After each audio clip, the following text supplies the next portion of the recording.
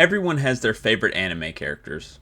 I, of course, am no different. Today, on a Thursday, me, Birth Road, I am going to be showing you guys my top 100 anime characters. Now, obviously, this is all objective, and you cannot disagree with any of these whatsoever.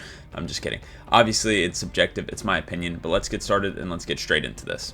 So, before we head into the top 100, I'm going to put up some honorable mentions here. These were the characters that just did not make the cut, but I had in consideration for my top 100. There's quite a lot of them, so if you want to pause and read them, you can, but let's get straight into it now. At number 100, we have Eneru. I love Eneru. I think he's a pretty good villain. The lightning stuff was pretty funny. A lot of funny moments as well. Good character. Hopefully he comes back. And a lot of people don't really like Skypiea. I really liked it. I thought Eneru was arguably the best pre-time skip villain. I mean, he was very entertaining and overall made the arc very interesting for me. Number 99, we have Nami, also from One Piece, of course. Nami, I just think, is a pretty solid character. She's not like the most in-depth character, but she has a lot of good moments. She has a lot of good, well, I don't want to say fights, but a lot of good action, I should say. Very important to the story as well. Pretty funny as well. What you guys can do if you want to be in my top 100 people is leave a like, subscribe, hype the video. You know, it helps me out. I upload 3 anime videos weekly. And yeah, if you enjoy the content, you know, it would help me out a lot. Next, at 98, we have Naruto Uzumaki. Now, I'm kind of surprised Naruto didn't rank a little bit higher. I like Naruto. I think he is a great main character. But to me, the reason why he doesn't rank as high as I think many people would have him is because he kind of does a lot of the same things. And, you know, he loves to do the talk no jutsu, which I'm not the biggest fan of the talk no jutsu. I'm not a hater of it like a lot of Naruto haters are. But, yeah, I'm just not the biggest fan of it. I think there's a lot of characters that face a lot more depth, I guess, because Naruto, I feel like, is a pretty straightforward character, and sometimes that's all you need, and that's great, and that's why he made it in the top 100, but that's just why he doesn't rank higher. At 97, we have Killer Bee, again, another one from Naruto. I promise they're not going to be stacked up like this, it's just the early ones kind of are. Killer Bee is just funny. Obviously, he's a good rapper. He has great fights, great powers, everything like that, the aura moments, everything you can imagine. He's just not really in the show for all that long, maybe like 100 episodes-ish, but those 100 episodes he's in, he is phenomenal. Next, at number 96, we have Joseph Joestar. Now, sorry for using this picture, but it was the first high-ish quality one I could find, and even this isn't really that high quality. But Joseph, obviously just a hilarious Joestar, absolutely funny. Great moments as well. Yeah, Season 4, he kind of sucks, which is why he is not higher, because Season 4 Joseph is absolutely terrible and unbearable, but, or sorry, I should say Part 4, not Season 1, what am I talking about? And then Part 2 and 3, Joseph is very funny, very entertaining, and just overall a solid character. Next, at 95, we have Josuke Higashikata, his grandson. Now, I like Josuke a lot. My problem with Josuke, and the reason he's not higher for me personally, is because in his own part, he's barely in it. I swear Koichi is in it more than Josuke. It is a little bit ridiculous. I like Josuke a lot. I think he's cool, and at least he got the shine at the end by taking down the villain himself. But yeah, I just feel like Josuke was kind of underutilized in his own part. I think Josuke had the potential to be the best Joestar, but I think he really just got underutilized, which is why he ranked this low. Next, at 94, we have Ichiro Miyata from Hajime no Ippo. I love Ichiro. I think he's great, or Miyata, I should say. That's what they really call him. I think he goes on probably the biggest character arc, especially having to go to where, I think it was Thailand or Vietnam. I can't remember. I think Thailand, though. And really struggled. He really had to find himself again and just really had an amazing character arc, to be honest. The guy who was kind of introduced as the first big boss, and then he gets taken down and is like, all right, I've got to re-improve. I got to reevaluate. I got to redo this. Honestly, it's a great story. So Miyata, you know, he's great. The reason he's not higher for me, I just wish he was in it a little more. At 93 here, we have Buggy. I think Buggy is hilarious, and I think he is the perfect rival for Luffy. And funnily enough, I think Buggy faces more development than Luffy. I think he, over the show, has changed his character quite a bit. Changed his goals, changed what he does, changed his crew, of course, everything like that. I think Buggy just represents a lot of change. I think he's also very funny, and the fact that he is constantly in the story, even with his power, is pretty entertaining and pretty awesome. Next, at 92, we have Twice from My Hero. Twice, to me, is just like a fantastic villain. Honestly, I do think he is probably the best villain in My Hero, because to me, it's like, he's just so believable, you know, and he has a reason for doing what he does, and you feel bad for Twice. Like, all the other villains, I'm not gonna lie, I don't really feel bad for. Like, I just don't really care about their sob story. Like, it's just not getting me. Twice, it does. Like, Twice is really an impactful character, and he really could have been a hero, but unfortunately, just went to the wrong side of things. So, Twice ranks this high. He's just a very underrated villain, and probably the best in My Hero.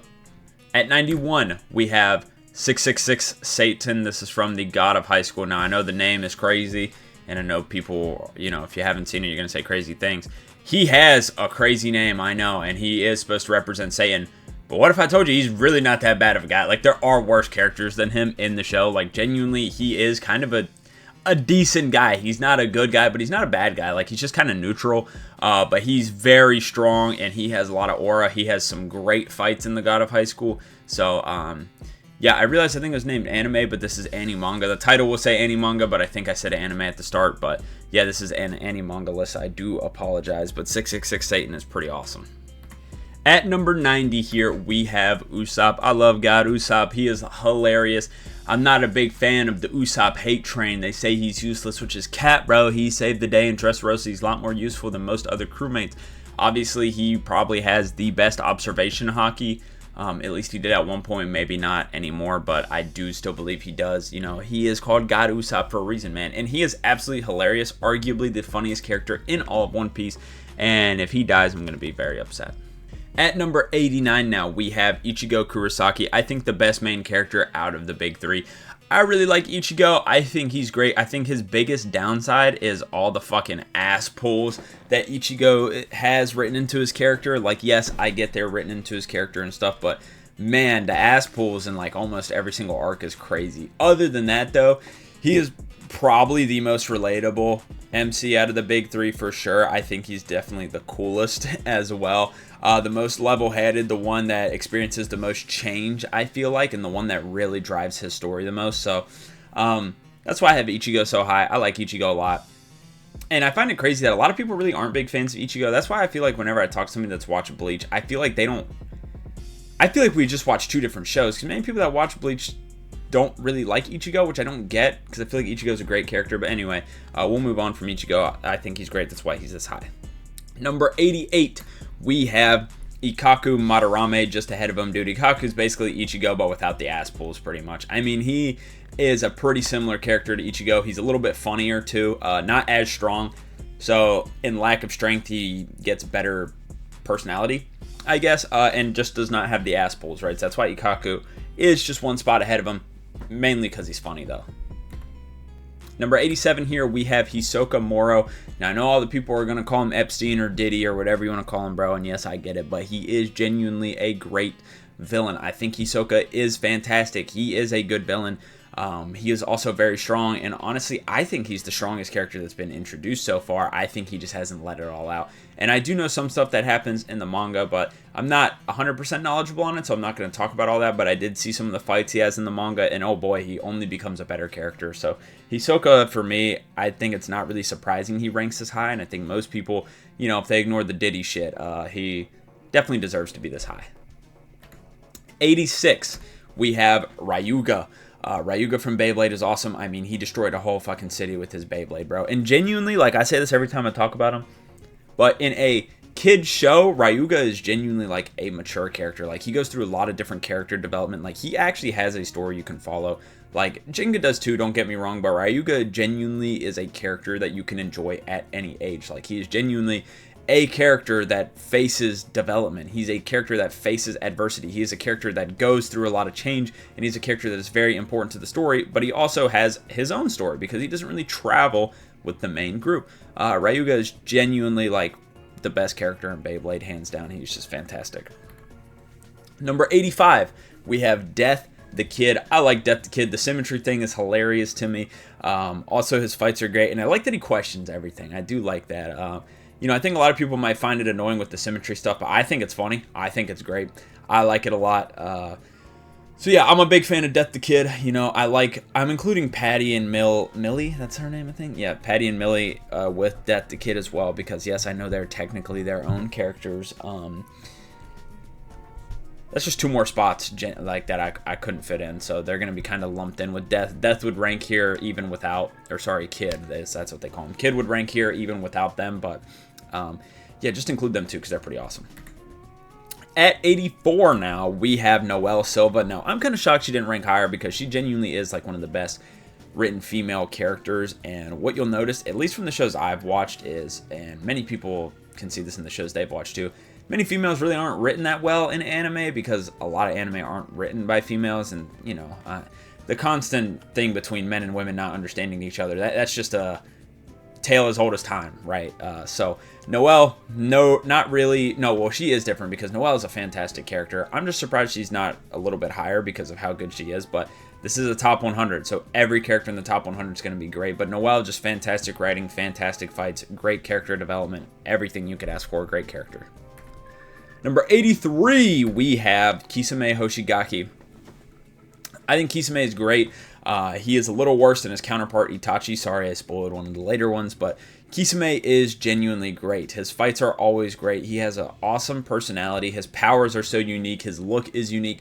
I mean, everything about him is pretty unique. Even in the Naruto universe, which is like super expansive, there's nobody like Kisame. He's really on his own here, which to me is what makes him so cool.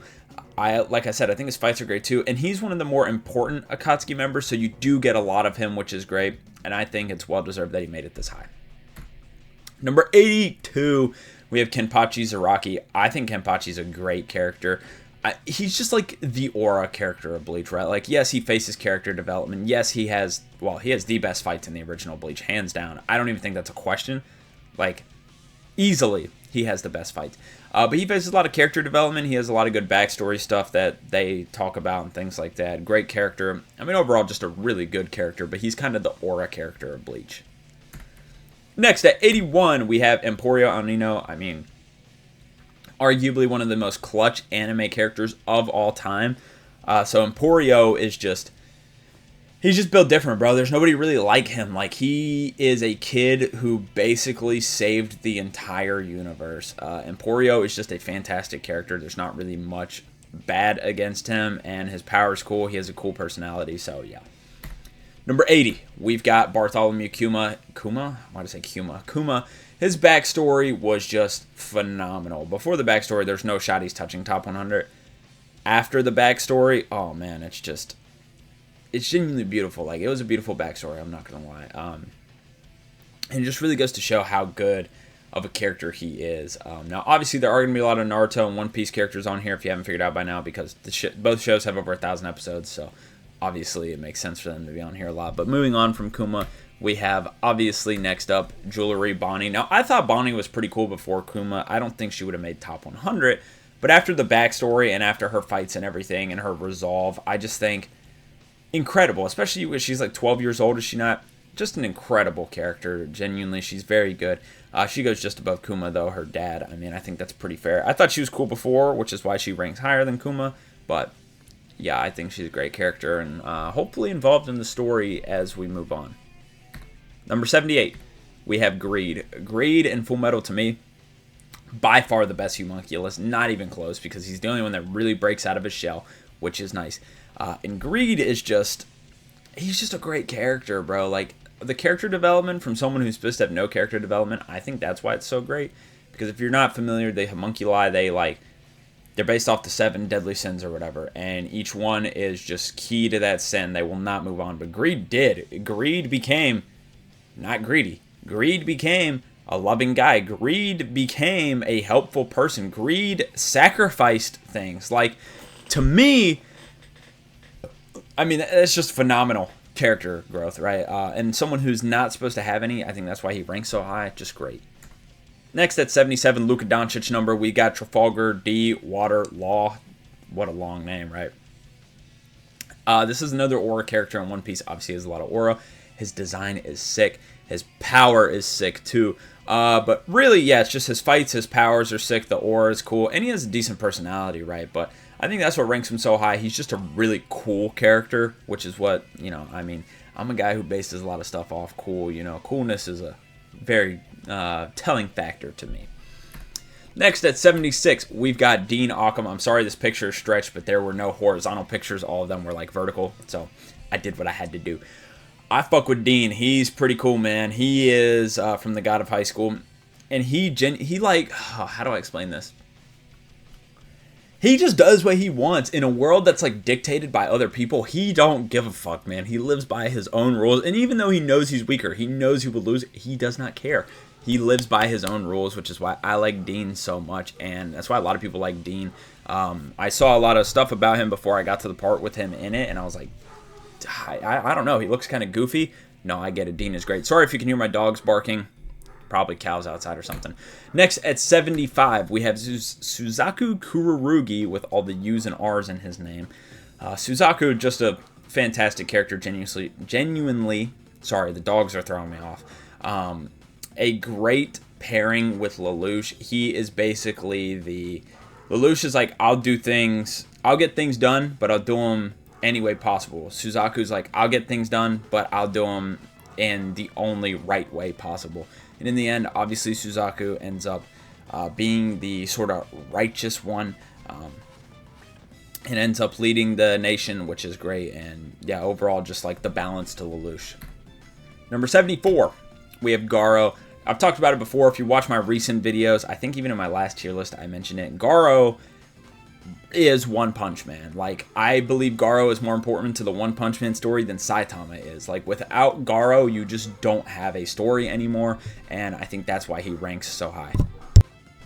Next at 73, we have Ippo Makunouchi. Now, Ippo is a great character as well. He is obviously the main character. He faces a lot of hardship early on, and all he does is learn and overcome. He obviously has a lot of great fights because he is the main character. He's going to have the most fights as well. And he's a hilarious character. All the moments with him are awesome. And I think overall just a very solid character. Next at 72, this is actually my favorite number. We have Julius Novachrono. Julius is great. Even in the anime, he probably still would have made top 100. But with some of the stuff in the manga as well, it definitely boosted him up a little bit. But Julius is a great character. Also, I try not to do manga spoilers here unless if it comes like straight from a manga. But with that being said, Julius, his powers are absolutely broken compared to everybody else's, obviously. He's the leader in charge. He's always there. He's always clutch. He has abilities like we even saw when he died and then didn't die. Like, it's just, that's how broken he is. And he just really is the OP character in Black Clover, and it's great. And again, if you know the stuff in the manga, you know he only gets better. Number 71. We have Might Guy, arguably the most clutch character in Naruto. I mean, he is the only guy who could hurt Madara, who really even put a scratch on him until the gods came in. He really was the only one putting belt to ass. He was the only one putting in work, and Might Guy, genuinely super strong, one of the strongest ninja in the show, and a great personality, a great leader, a great mentor. If you have a mentor like Might Guy, dude, you're jumping out the gym, bro, because he's just a great guy. That's who he is. At number 70, so we are 30 down, 70 more to go, we have Nagato. Obviously, Nagato is Pain as well, if you do not know, so, or forgot, I should say. So Nagato is just overall a really great character. Like, Pain is a fantastic villain, which again is Nagato. And Nagato even himself is a good character as well. He's basically Naruto, but going down the wrong path. That's who he is. And he even is an Uzumaki, if I'm not mistaken. So he really is just Naruto, but down the wrong path, which, you know, so it's just kind of a good way to show the opposite of what can happen. Next at 69, we have Joker. I actually have a Joker tattoo right here. It's hard to see, but I do have a Joker tattoo on my arm. Now, I got this after Season 2, and did I get it for a particular reason? No, I just thought it really looked cool, so that's why I have the Joker tattoo. But I do still like Joker. I think he's a great character. He likes to fight from the shadows. Now, a lot of people thought he was a bad guy. I knew he wasn't a bad guy. I mean, if he was a bad guy, he had the opportunity to do a lot of bad things, but he wasn't. He was just a guy who fights from the shadows, a hero in the dark, a vigilante, so to speak. And his fights are fantastic. He is just a great character, genuinely. Like, he does a lot of good things, but like I said, in the dark. But he's not a guy who's like doing it wrong. He's just doing it sneakily, if that makes sense. So I like Joker, great character. Number 68, we have Enrico Pucci, a fantastic villain. Arguably the only villain in all of JoJo's to win. He is great. His power is also fantastic. I think his Goose Chase is probably the most entertaining out of all of them. And yeah, I think the biggest reason he ranks so high is because he is really the only JoJo's villain to win. Number 67, we have Jolyne Cujoh. Obviously, he had to go somewhere around here. I think Jolyne is the best Joestar. Genuinely, she is fantastic. I think a lot of it has to do with how vulgar she is. She is funny, and her power is weak as shit, but she still comes in clutch. Like, although she is very vulgar, and in prison, she is probably the closest thing to Jonathan that we've had in terms of like being an actual Joestar. She's probably the closest, to be honest, because she really is a nice person. She just is vulgar and happened to get arrested for something. But other than that, she is a nice person, so I fuck with her. Number 66, we have Diavolo / Doppio. Obviously, they have to be combined. I know people separate these characters a lot, but they are just the same person. They are. But Diavolo, obviously a fantastic villain, has a lot of aura, very scary, cool ability and stuff. Too bad he got bitched to lose, but then we have Doppio, who is just hilarious, not very good in fights, a little scaredy cat. Like, you just have two of the opposites in one, and honestly, it just makes for a great character, so that's why he ranks so high. Number 65, we have Mujin Park, or he'd get mad and be like, Mubang Park. Anyway, Mujin Park, he is the main, I'm not going to say that, never mind. He is a very important, influential character in the God of High School, and he is fantastic. Even some of the stuff he does in the anime is decent, but obviously the anime isn't a great representation of the story, and in the manhwa, he is just really good. He is kind of the pencil pusher in every single arc. I believe every single arc is kind of ran by him. Like, without him, there is no story at all, pretty much. He pretty much runs everything. So, Mujin Park, he very influential character in the God of High School. That's what ranks him this high. 64, we have Weather Report. I mean, one of the strongest JoJo characters. Yeah, like probably top 10 all time. Super cool ability that honestly doesn't really make sense, but sure. I mean, I don't know how snails fall out the sky, but whatever. And he just has a cool personality, right? I think as well, this is another character that is just pretty cool. No pun intended, but yeah. 63, we've got Shikamaru Nara, the most laid-back guy ever, the smartest, most laziest person ever, and I think that's why he ranks so high. I think a lot of people can relate to him, whether it be the smart part or the lazy part. I mean, he's a guy, well, everybody can relate because everybody's capable at something and just is sometimes lazy. Like, it doesn't even have to be smart, but like, I like making videos. Sometimes I feel lazy about it, and so that's relatability to Shikamaru. He's a guy everybody can relate to in some way, and he's a great leader. He's very smart as well, so that's what ranks him so high. Just a great character. 62, we have Aokiji, the Mr. Big Bazongas himself. Obviously, that line is goated. Best of the Marines, hands down, very easily. He's the only guy that, like, in One Piece, to me, that's the biggest mystery, because everybody else, I feel like you can make a good guess on what they want, things of that nature. Like, Aokiji is just a mystery. I don't know why he joined Blackbeard. I don't know why he does what he does. I don't know why he left the Marines. I don't even know why he's breathing. Like, I don't know what his goal is. Like, he is, to me, the biggest mystery in One Piece. The biggest, oh, what's he gonna do? Also, the fact that, it was almost a draw between him and, what's Suzaku? I can't remember his first name. Okay, that's what it is. The fact that it was almost a draw between them, like it took forever to settle it, that just shows how strong he is. Because, yeah, Magma beats Ice all day of the week. Like, literally all day of the week. How does that become a draw? Like, yeah, that's pretty crazy. That's how strong Aokiji is, and yeah, he's just such a big mystery. I think that's why he ranks so high. And then, like, he's also is hilarious. He has good fights, like, and he has aura. So, yeah. 61 here, we have Grimmjow. I think Grimmjow's the best villain in Bleach. I am of a believer that Aizen is a little overrated, but that's not the discussion for this. But for Grimmjow, I think he's a great character because, to me, he is the biggest rival to Ichigo. Now, I know Ichigo is obviously stronger than Grimmjow at this point and probably going to be forever, but Grimmjow, for the longest time, was basically equals with Ichigo. So him versus Ichigo could have been a better rivalry than genuinely what it was. Like, this could have been something that dragged on for a while. I know he's back, but I don't really know what he does. But this could have been an actual good rivalry. Like, he's basically the evil Ichigo, power-wise, and then character-wise, he's like just the most believable. Like, the rest of the characters, I feel like, just suffer from doing too much or doing nothing at all. Like, I think Ulquiorra gets overrated a lot too. Ulquiorra just literally does not have a character. I know they show him starting to gain some sympathy, and people think that's good writing. I just personally don't. He does nothing. Like, genuinely, he gains some sympathy right before he dies. Boo-hoo. It's like the people on their deathbed that just start believing in God. Like, I don't care. Like, I really don't. And that's how a lot of the Espada are, in my opinion. I think a lot of them just are really shallow characters, or just doing too much, or have nothing to them.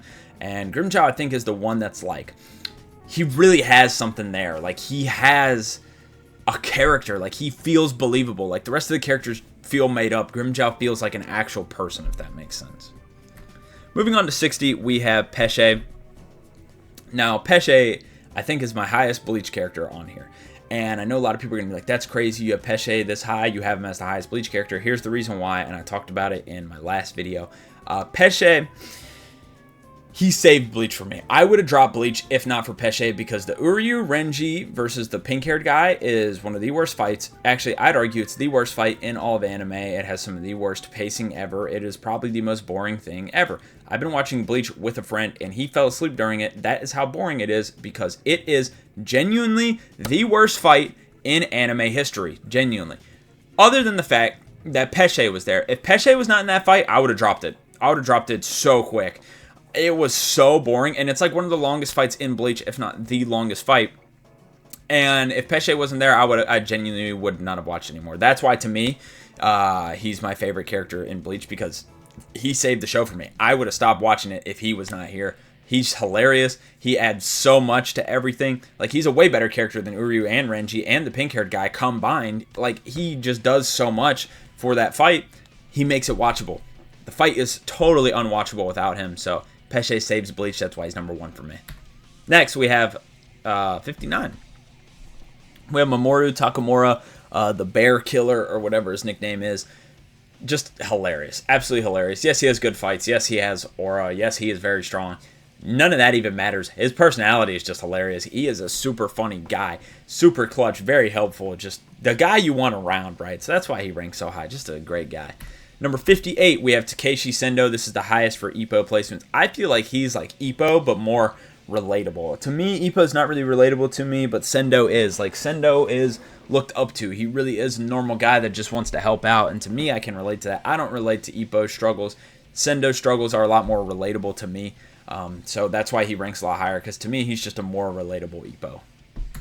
57. We got Jalal Fernandez, best character in Fairy Tail, hands down. If you watch the Tower of Heaven arc from Fairy Tail, you would genuinely believe Fairy Tail is one of the greatest shows ever. If you watch any other arc, you'd be like, it's mid. And the main reason for that is Jalal. Jalal is genuinely such a well-written character that I really don't understand. I mean, he doesn't really have a problem with characters, I should say. His storytelling is just not great. But I really don't understand how Fairy Tail never had another arc like Tower of Heaven, because Jalal was so great. And there's no character even like Jalal in Fairy Tail. Like, he is by far and away the best character. It's genuinely not close. The closest is probably Urza, and that's just because she has a lot to do with Jalal. It's almost like he's just picked from a different show. Genuinely. It's like somebody else wrote Jalal, and he just put it in there. Jalal is genuinely just a beautiful character. 56. We're almost halfway. We have Itachi Uchiha. Now, Itachi, he is obviously known for one of the biggest, biggest moments in anime history, genuinely. Like, the scene where he's standing on the light pole and stuff, I mean, that's iconic. How many shows have copied that since? Like, genuinely, that is one of the most iconic moments in anime history. And then not only that, he is one of the best written characters of all time. The fact that he's not really a bad guy is beautiful. He just wants to save his brother, and he goes through so much pain just to make the world a better place. He's a phenomenal guy. He really is. One of the best written characters of all time. Number 55, we've got Leorio. Leorio, just, again, super clutch. I really like clutch characters. If you haven't noticed, a lot of characters that come in clutch are going to be in the top 100 because that's why they're so great. And with Leorio, He's obviously no different. He stands up for his friends no matter what. He is also super hilarious. Just a great, well-written character, and hopefully he might become president of the manga. I don't know, but I hope he does because he's fantastic. Number 54, we have Mirio Togata, Lemillion, Goat. He gave up his powers, did not care, still saved that girl, still was fighting overall. He was on demon time, bro. Like, actually, Lemillion, he's him. Like, he is him, bro. He is probably the best hero. And I'm not going to spoil, but his ranking after the show totally makes sense. He is arguably the actual biggest hero in My Hero. 53, we've got Zabuza Momochi. He's the greatest first villain in any show ever. Like, the first main villain introduced in a show, if you compare all of them, Zabuza's the best. Absolutely the best. He is so good. It's just not even close.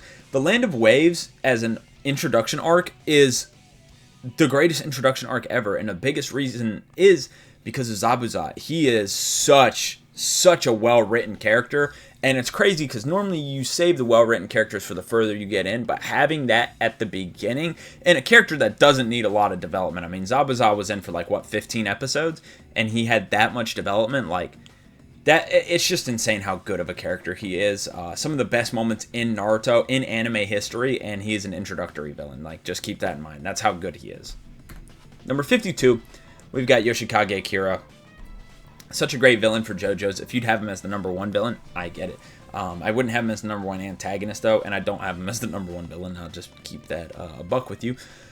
But Kira is great. In my opinion, if Part 4 doesn't have Kira, if you sub Kira out for half of the other main villains, Part 4 is a flop. I already think Part 4 is the worst part. I don't think it's bad, but I think it's good as well. But I do think it's the worst part because everything pre-Kira isn't really that great. When Kira comes in, it's arguably the best part of JoJo's. Like, the part when Kira's introduced to when the show or the part ends, that is arguably the best stretch of JoJo's. It's just the beginning part is so bad. And if you replace it with someone who's not Kira, like let's say the Pillarman, this part would suck. Genuinely, this part would suck. I think even you replace him with Pucci, part wouldn't be great. I think even Dio, the part wouldn't be great. I think Kira does so much heavy lifting in Part 4 that it just doesn't get recognized. And I think that's why I don't like Part 4 as much, because it really is carried by Kira. But Kira does such a heavy carry job, like it is a little bit ridiculous. 51, we have Anastasia. Now his name in Japanese and in the manga is Narciso Anasui, or I don't know how you say it, so I just call him Anastasia because that's what he is in the dub.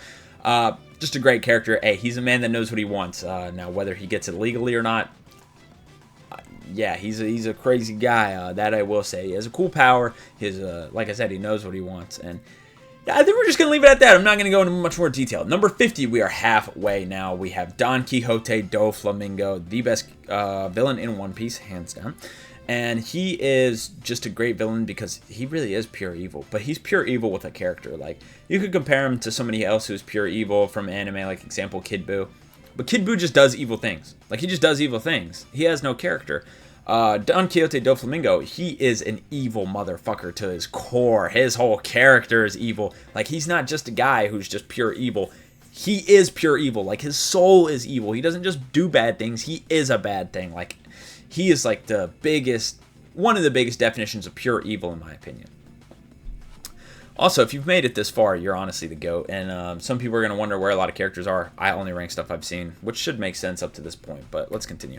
Number 49. Yeah, we are over halfway now. We have Ranpo Edogawa. Great representation of just what it's like to be smart. Also, he might be a little bit autistic, and for a good thing. Like, he just acts like... He just acts like it. I'm not going to go into much more detail. But just a great character and really good representation of what it means to be smart. Number 48, we have Mugen. What's his name mean? Limitless or infinite? Something like that. Yeah, just overall a great character. I think pretty relatable character. And I was talked about this in my last video as well. He flips kind of the boundaries of the show. The show has boundaries and he just breaks all of them. So I think that's why he's a great character, because he doesn't fit into his show, which makes him fit into his show. Doesn't make sense, but it does. Next, 47, we have Dessen. One of the biggest representations of what it means to be human. That's why he is such a good character. Like, if you watch Death Parade and just experience the show through Dessen, you will see, like, you'll have basically, I don't want to say a third eye open, but you'll be more appreciative of things. Like, he really represents what it means to be human. Number 46, we have Light Yagami. Oh, Light Yagami is great. I mean, everybody knows he's written very well. And obviously a great representation of a god complex. Super crazy as well. Super smart. Just the reason I probably don't have him higher, I mean, well, really, I just like a lot of the other characters more. Light takes it. I think the craziness makes him a little less likable for me because I love the god complex stuff. I would arguably consider myself perfect, which, if you can't tell where this is going, I feel like I have a god complex, so I relate to Light in that sense. But then Light just goes off the deep end. I would never do that. Like, I don't treat people worse or anything like that. Like, his shit is crazy. So, yeah. At 45, we have Yusuke Urameshi. I love Yusuke. I think he's a great main character. Super nice guy. Very well written. Clutch character as well. Super cool abilities. And, yeah, I'm going to try to go a little quicker on some of these that don't really need explaining. Like, y'all know why Yusuke is cool. Y'all know why Light's cool. Number 44, we have Ikichi Onizuka. Oh, man, hilarious guy. Has a lot of great moments. But, I know he does some questionable things. Listen, I know he does, okay? And, yes, the allegations are true against him. He did go to a club of high school girls pretending to be strippers. You know what? Let's just omit that part. He took a bullet for one of his students, okay? So... this guy's awesome, all right? Let's just ignore... he's like, yeah, let's just continue. 43, we've got Kurapika. Kurapika, fantastically written in the manga. Gonna be way better. I haven't really, caught up to the manga and stuff, but I know what Kurapika's doing, so very excited for that. And overall, just great powers, great fights. Probably the best aura in Hunter x Hunter, and overall, fantastic character.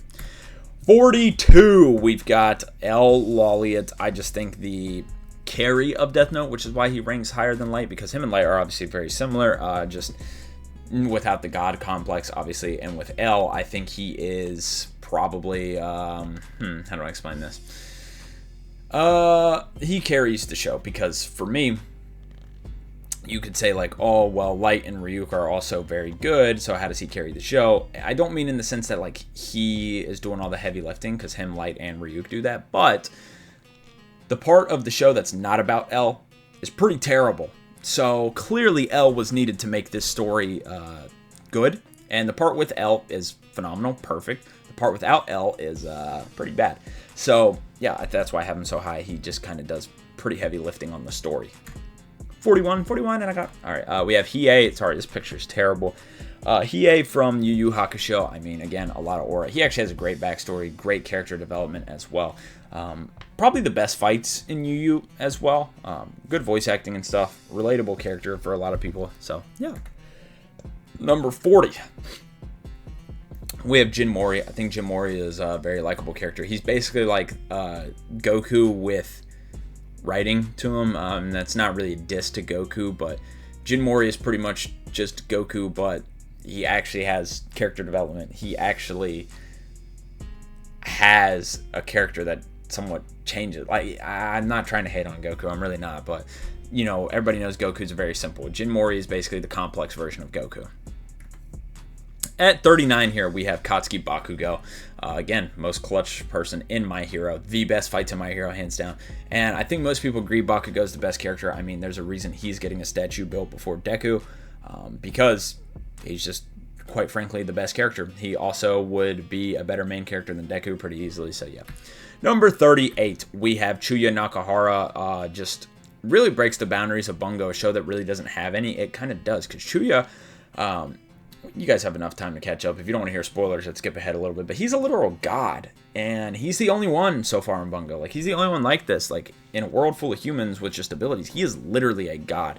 So it's crazy to see his strength and character in the show as well, because he could be just the worst person ever, but he's not, right? But moving on to number 37, we have Toguro. Toguro is such a fantastic villain from Yu Yu Hakusho. His story is great. The depth in Toguro is just hands down so good, because I think a lot of people really thought Toguro was just a powerhouse who just wanted power, which is what he claimed to be. But the more and more you watch, the more and more Toguro starts doing things that you're like, that's not what an equal power junkie would do. He just starts doing things that you're like, yeah, it's not really portraying who he says he is. And slowly you start to realize, he's not he's not just a guy that's hungry for power. He's not an evil guy who just wants to kill. Like, that's just really, he's lying to himself. And it's just like, he discovers his character as you do, and it's great. Like, it really is fantastic. So that's why he ranks so high. Number 36, we have Faye Valentine. Again, another one of the arguably best written female characters of all time. I mean, Faye is just fantastic. It's hard to put into words because there's still no one really like Faye. Like, such a good character, and there's not really anybody like her. Like, she really is a character in her own lane. God, it's so hard. I'm sure she's relatable for a lot of women out there, but she just is so good. I really can't put my finger on it, so I'm just gonna move on to number 35, which we have Shigeo Kageyama. We have Mob. I think Mob is a great character. The biggest problem with Mob is he never really gains confidence. I think that's his big issue, and I think that's the only reason he's not higher. Like, other than that, Mob is genuinely a perfect character. He's relatable to probably everybody in some way. Very emotional character as well. It's just wish he would gain some confidence. Number 34, we have Dimple. Had to have Dimple on here. He is, again, another clutch character. He is the guy that instills confidence into Mob. The little bit of confidence Mob has, most of it comes from Dimple. He is in there putting in work, trying to make Mob feel like the GOAT. And he succeeds sometimes, he fails sometimes. Dimple has some of the best fights, some of the best moments. Overall, just a great character. 33, we got Ymira, officially 2/3 of the way done. Now, Ymira, again, another one of the arguable best written female characters in any manga. Like, she's great. But she has some of the best fights, cool transformations and stuff, cool powers. Overall, just very well written. And there's a lot I could say about Ymira because she is genuinely great. She's supposedly the weakest, and every time, or she tells herself she's the weakest, she's never really the weakest. She actually is quite strong. And so her whole thing is about just being the strongest so nobody ever gets hurt. And so obviously next up is going to be paired with her husband. We have Dae Wi Han, probably the best character in the God of High School. Just overall, he's pretty much just a male equivalent to Ymira, which is why he ranks higher. And I'm not saying that to be sexist, but I'm a dude, so I relate to him more. But yeah, they're both just extremely about protection. Both have a lot of moments where they need to get stronger. Yeah, just great characters. They're pretty similar characters, but I just have Dae Wi higher because I'm a dude. I relate to him more. 31, we've got Kazuma Kuwabara. Kuwabara, best character in Yu Yu Hakusho, hands down. He is first introduced as like a villain. Then he's introduced as the side character. Then he is introduced as the GOAT. He's hilarious. Best fights, best moments, most clutch. And to top it off, on top of everything, he's a human. Almost everybody in Yu Yu Hakusho is not human. Kuwabara is. He's the only dude, like real life human being that is whooping ass on these people, bro. Kuwabara, he's built different, bro. There's nobody like him. He's just genuinely built different. Next at 30, we've got Yami Tsukihiro. Again, this is another cool guy, Aura. Some of the coolest powers in anime. I think that's why he ranks so high for me. But also, he's a pretty inspiring guy. He's a great leader.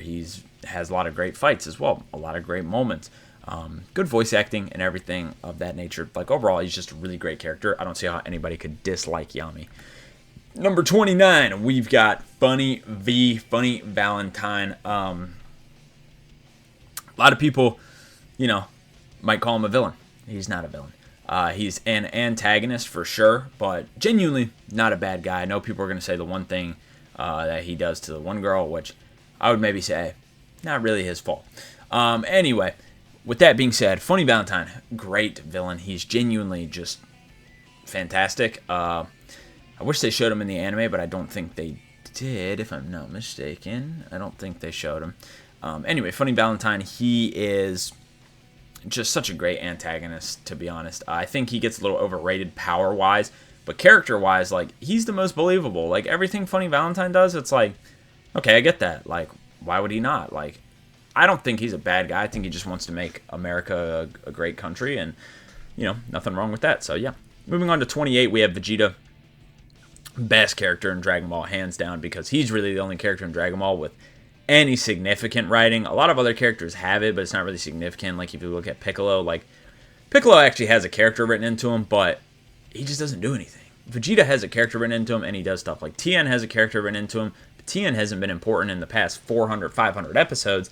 So it's a little bit sad. But Vegeta, he has a character, and he's very important. And he's going to be even more important coming up in the manga and in the anime. So Vegeta, that's why he is the best character in Dragon Ball. He is by far the most complex character in Dragon Ball. He has the most character development out of anyone in Dragon Ball. He's just easily the best character in Dragon Ball.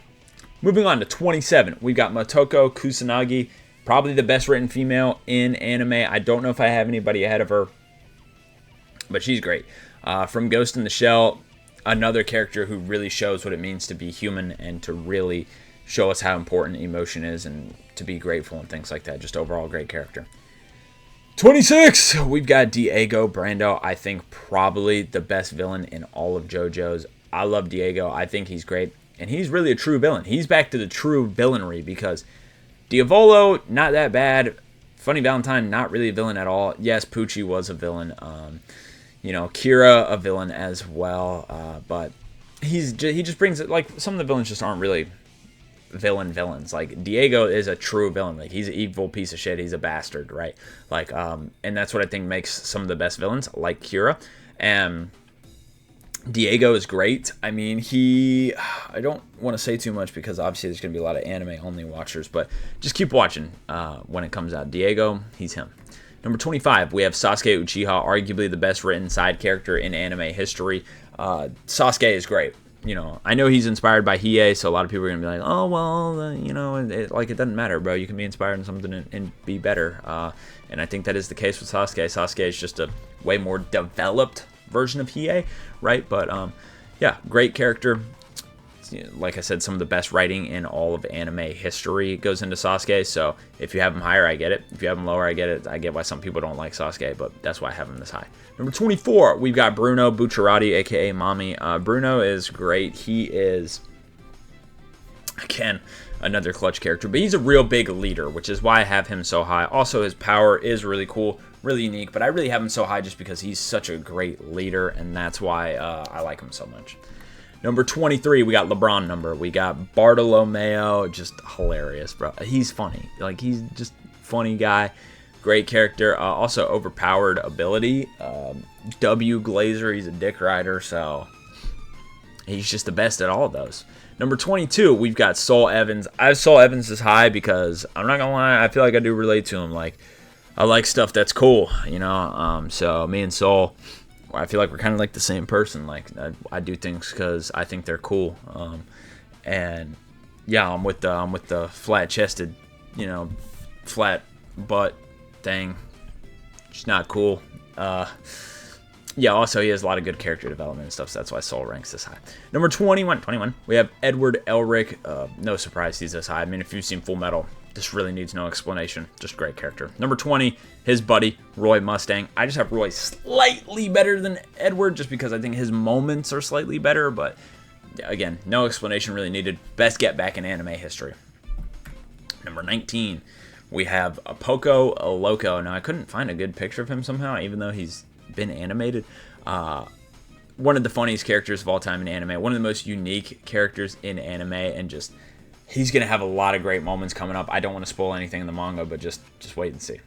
Number 18, we have Kakashi Hatake. Great sensei, one of the greatest teachers in all of anime. Super great powers, super unique powers, super important to the show. Some of the best depth in the show. I can't help but think about the moment between him and Sasuke that, I mean, everybody knows where Sasuke's like, how would you feel if your whole family died, betrayed by your own? And then he says something like, You don't know what it's like to have family or something like that. And Kakashi's just like, well, yeah, because they're already dead or something like that. So yeah, just sorry, I fucked up that bad. Maybe I'll put it in. I don't know. This is a long video, so gonna take a lot of editing, and I have to finish it today, so not sure. Anyway, 17, we have Arthur Boyle. My favorite Arthur quote is he's getting his ass whooped, and he's like, the dude is like, that's all you got? And he goes, oh, I've been using it in the wrong hand. And he just whoops his ass. I just love Arthur. He is hilarious. He is so funny. Super funny, and again, super clutch. Probably the best fight in Fire Force as well. Best character, not best character in Fire Force, but super good character, so yeah. Next, 16, another character kind of similar to him. We have Black Star. I love Black Star. Super motivational character. Makes me want to get up and go to the gym type of vibes. Like, he doesn't give up, and he acts like this cocky dick on the outside, but on the inside, he's really a super nice guy. It's just he acts like that to let everybody know, like, he's the best. And I relate to Black Star in a way. I'm just not as vocal as him, but I've got that sense of pride that Black Star does, so that's why I have him so high. 15, we've got Gyro Zeppeli, the greatest main character in JoJo's, and constantly get the arguments that it's Johnny, but the manga does say Gyro, so I'm going with Gyro. And either way, Gyro is the best character in Steel Ball Run, one of the best characters in JoJo's, and I think Gyro is great because he is just, from the start, he's a good character. In every episode, he just gets better and better and better, and every chapter he gets better and better and better and better. Like, he just is a character that just constantly gets better. Every single time you see him, he's a better character. So I think that's why he ranks so high. He's just great. 14, we have Rock Lee, responsible for the single greatest fight in anime history. Rock Lee versus Gaara is the greatest fight in anime ever. And he has other good fights too. Wish he was used more in Shippuden, as everybody does, but I understand why he wasn't. And he got his shine, so that's all that's important. But a super motivational character. I remember watching this when I was a kid, and he dropped the weights, and I went to my parents. I was like, I need to order ankle weights. So I ordered ankle weights off Amazon, and I used to wear them to school and stuff because it's like, I'm going to be like Rock Lee. So, yeah, I guess very inspiring character too. Number 13, we've got Roa Noa Zoro, right? Yes, okay, sorry. I accidentally pressed the wrong button, but it took me to the right spot. Zoro, arguably the best character in all of One Piece. Every arc he's in, he's easily the best character. Has the best moments for sure. Best fight in One Piece still to this day is Zoro versus Mihawk.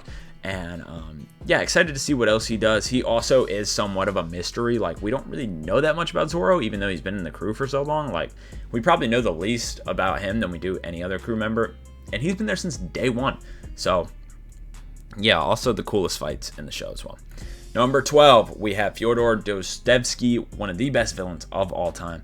Really, really represents what a Brainiac mastermind should be, and it's him. Like, Fyodor is the Brainiac mastermind, and I'm excited to see what happens next, because supposedly he was taken care of, but I don't believe it. I do not believe it. I think Fyodor's coming back. Even though I saw it happen, I believe he's coming back. I do. I just don't see him disappearing. Fyodor is just a mastermind. Like, he's the pure definition of it. 11, one away from the top 10, we have Reigen Arataka. Reigen, just a super, super emotional. Like, if you've seen Mob Psycho, you know how important Reigen is, and honestly, you can't even put it into words. His impact. He is, actually, I think impact's the word. He is arguably the most impactful anime character onto a story ever. Like, his impact on Mob's life, on everybody's life around, like, an impact on the viewers' lives. Like, Reigen's impact is unmeasurable. Like, it is actually so good. I really can't put it into any more words. If you've seen it, you understand, but impact's the word I'm choosing for him. Top 10, here we go. Number 10, we've got Eustace Kid, best character in One Piece. Now, I know a lot of people are going to be shocked that Kid is this high. I do have a Kid tattoo. I also do have a Zoro tattoo as well. But there's the Kid, there's the Zoro, and then we have the Joker down there. But anyway, that's besides the point.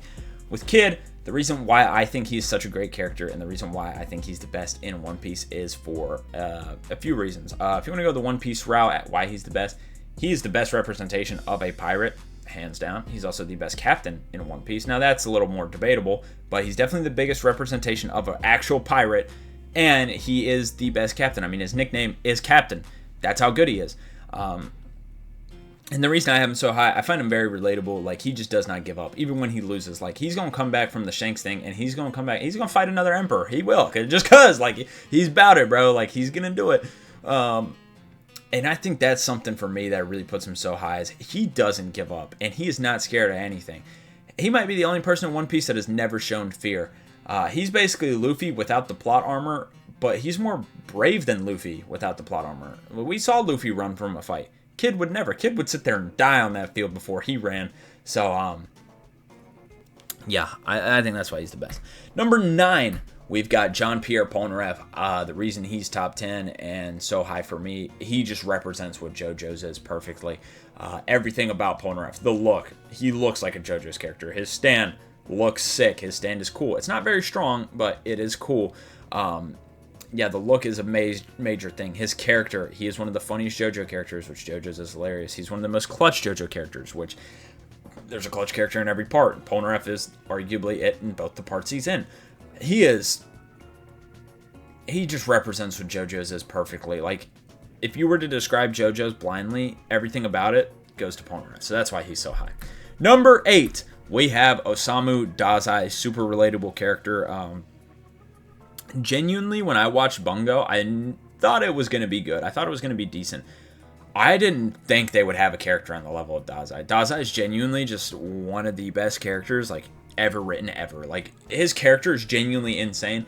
And any of the characters, I know I had Fyodor high, but even if you have Fyodor lower, like, if he doesn't come back, then I would lower him, but I do think he is. That's why I have him so high. But let's say Fyodor doesn't come back.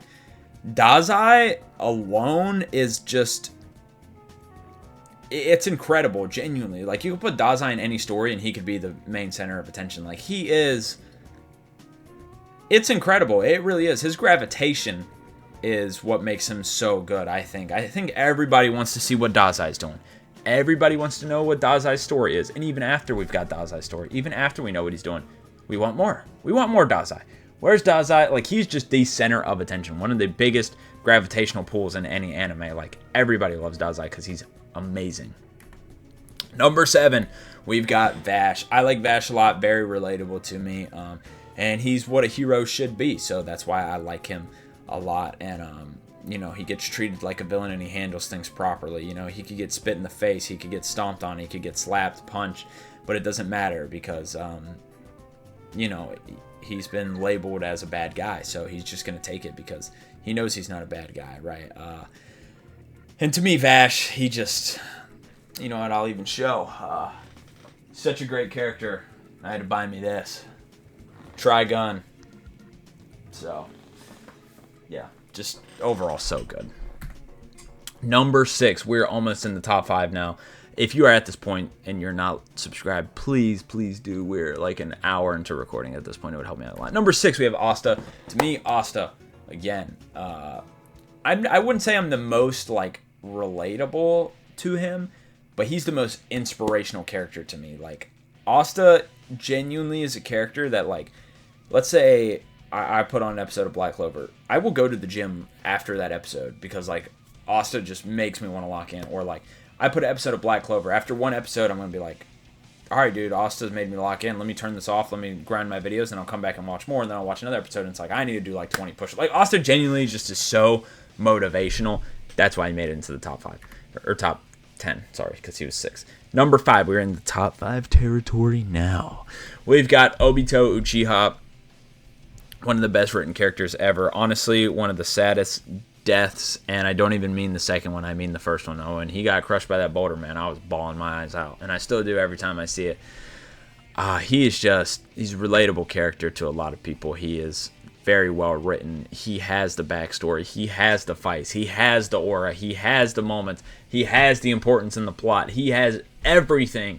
There's nothing wrong with Obito. You can't find anything wrong with him, at least in my opinion. But moving on to number 4. We've got Lelouch Lamperouge. Again, this is another character I relate to. You know, not to flex, I am a pretty smart guy. I scored a 170 on my IQ test, so, you know, I'm kind of a genius. But that's besides the point. I relate to Lelouch not because of the smart stuff, but if I were in his shoes, like, I don't want to say Code Geass is predictable because it's not, but, like, if I put myself in Lelouch's shoes and I think about what I would do, I do exactly everything he did. Like, bar for bar, I probably would have done every single thing he did in the show because, like, I feel like he is just me as an anime character, but, like, in his own universe. Now, there are 2 more that maybe fit the build more, or the next 2, I guess, or whatever. Or 3, is this 4? I don't remember. Anyway, that's besides the point. Yeah, it's just he, as an anime character, is who I would be. So that's why I have him so high. Number 3. Oh, there's 3 above him. We have Shinra Kusakabe. Oh, yeah, I definitely relate to Shinra more than Lelouch. Like, Lelouch is what I would do. Shinra is just, like, where my emotion lies. Like, I relate to Shinra's emotion way more. I feel like him a lot. Like, I don't know. Shinra to me is just, he's another guy that's kind of like me, you know, so that's why he's not the closest. My number 1 is definitely my most relatable character, but Shinra I just relate to a lot, and I think I take a lot from him, and it sounds stupid, but he takes a lot from me. He just doesn't know it. But that's why I have Shinra so high. Just a super relatable character to me. Number 2, Dose. We have Madara Uchiha. I think the greatest villain of all time. And I don't think there is anything wrong with Madara. Like, I think it would be very hard for you to pick out something wrong with his character or something wrong about him in general. Everything about him is good.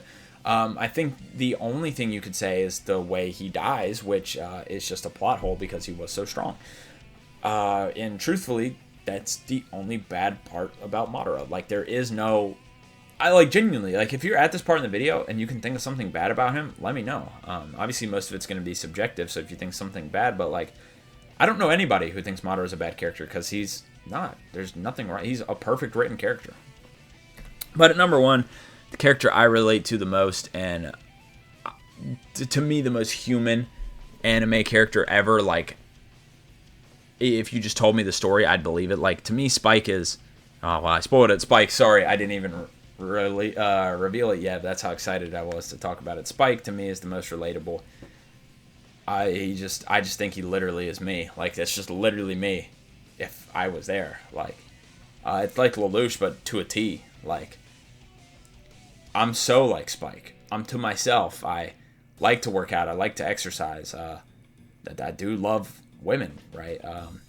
There may be some stuff that has to be handled. I have friends. I just am Spike. I just am. I'm, editor, me, Photoshop me a Spike. I'm not doing it, but I just said it anyway. But anyway, if you enjoyed this video, leave a like, subscribe. I appreciate everybody for being here, and if you made it to the end, you're actually a G. This took way longer than I thought. I didn't think it'd take that long, so I don't know how the editing is going to be on this because it has to be out today. But I'll see you guys later. So thank you for watching. Peace.